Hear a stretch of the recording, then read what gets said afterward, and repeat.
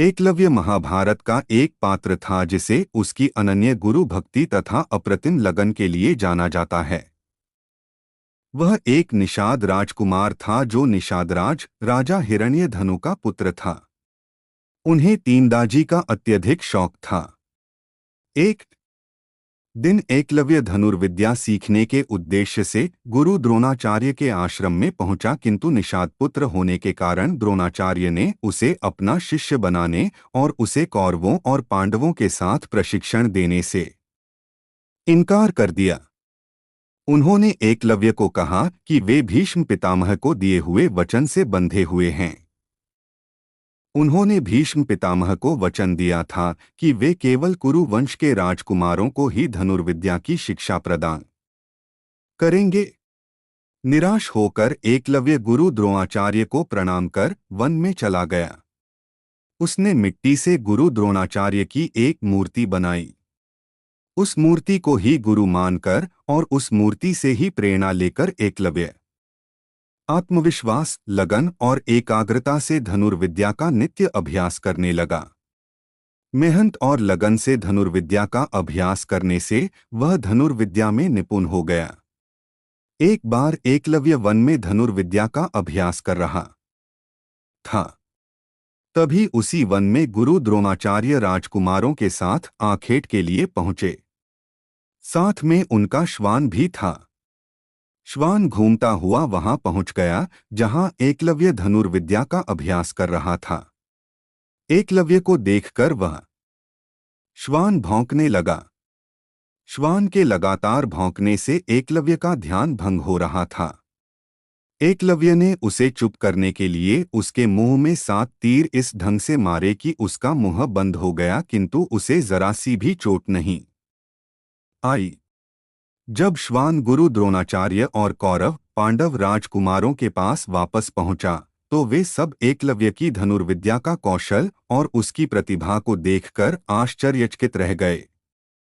वे सब एकलव्य को ढूंढते हुए उसके पास पहुंचे और गुरु द्रोणाचार्य ने एकलव्य से उसके गुरु का नाम पूछा। एकलव्य ने उनको प्रणाम करते हुए बताया कि वे ही उसके गुरु हैं। उनकी प्रतिमा की तरफ इशारा करते हुए उसने उन्हें बताया कि उनकी प्रतिमा को ही गुरु मानकर उसने स्वयं धनुर्विद्या सीखी है। गुरु द्रोणाचार्य धर्म संकट में पड़ गए थे। वे अर्जुन को दिए हुए वचन से बंधे हुए थे। उन्होंने अर्जुन को वचन दिया था कि पूरे ब्रह्मांड में उससे सर्वश्रेष्ठ धनुर्धर कोई नहीं होगा। परंतु एकलव्य के कौशल और प्रतिभा को देखकर वे समझ गए थे कि वह बेहद शक्तिशाली धनुर्धारी बन चुका था तथा अर्जुन का प्रतिद्वंद्वी बन सकता था। गुरु द्रोणाचार्य को लगा कि एकलव्य अर्जुन से श्रेष्ठ बन सकता है और उसकी धनुर्विद्या में निपुणता अर्जुन के लिए चुनौती बन सकती है।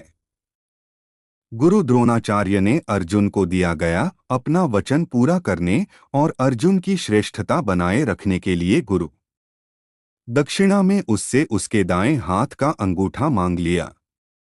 प्राचीन काल में शिष्य गुरुकुल में ही रहकर वर्षों तक गुरु से शिक्षा ग्रहण करते थे।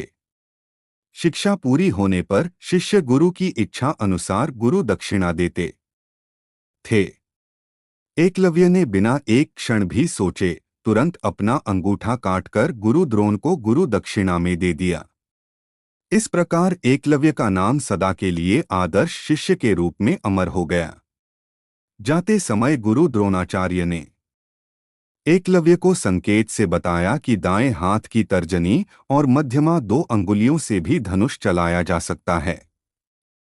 उसके पश्चात एकलव्य अपनी तर्जनी और मध्यमा उंगली का प्रयोग कर धनुष बाण चलाने का अभ्यास कर फिर से धनुर्विद्या में निपुण हो गया, परंतु वह दोबारा अर्जुन जैसा श्रेष्ठ धनुर्धर नहीं बन सका। अपने गुरु के सम्मान के लिए एकलव्य ने उन्हें बिना एक क्षण भी विचार किए अपने जीवन की सबसे अमूल्य चीज दक्षिणा में भेंट कर दी। तो यह थी एकलव्य के त्याग, साहस, अपने लक्ष्य के प्रति एकाग्रता, लगन, समर्पण तथा अपने गुरु के प्रति निष्ठा की कथा। इसलिए जब भी एक आदर्श शिष्य की बात होती है तो सबसे पहले एकलव्य का नाम लिया जाता है। एकलव्य को आधुनिक तीरंदाजी के जनक भी कहा जाता है, क्योंकि आजकल होने तीरंदाजी प्रतियोगिताओं में अंगूठे का प्रयोग नहीं किया जाता है। कृपया लाइक, सब्सक्राइब और शेयर करें। धन्यवाद।